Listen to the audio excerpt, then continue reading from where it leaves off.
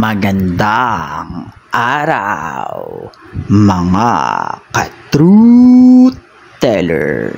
Ngayon, ating pag-uusapan ang kinakikiligan at inaabangan na love team ng Kalingap na Mikris.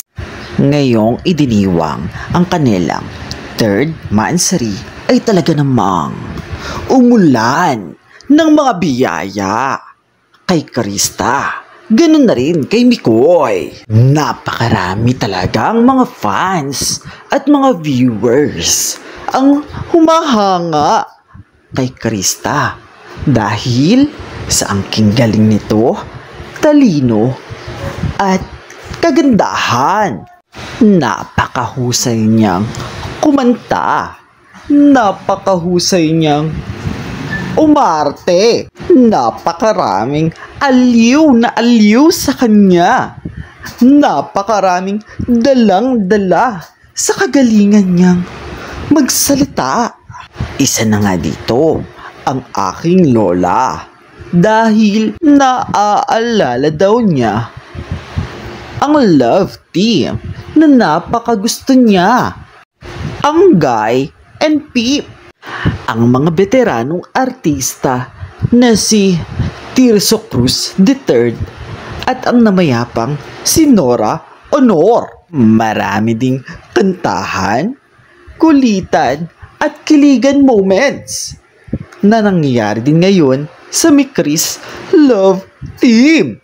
Ang nakakalungkot lang ay sa bandang huli ay hindi sila nagkatuluyan in real life. Kaya ngayon, ang hiling ng mga fans ni Krista ay sana hindi siya magbago. Sana ipagpatuloy niya ang kanyang kahambulan. Ipagpatuloy niya ang kanyang kabaitan, ang kanyang pakikisama sa mga tao.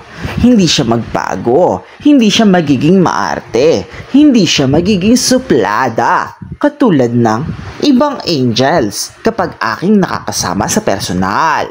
Ilan-ilan sa kanila ay nag-iiba ang pag-uugali kapag wala na ang kamera sa kanilang harapan. Yung iba ay nagiging maldita na. Yung iba naman ay hindi na namamansin. Kaya sana hindi sila tularan ni Krista. Lalo na isa si Krista sa mga pinakabatang beneficiary at Kalingap Angels. Ngayon, maaari pa siyang maimpluwensyahan sa mga mali-maling bagay.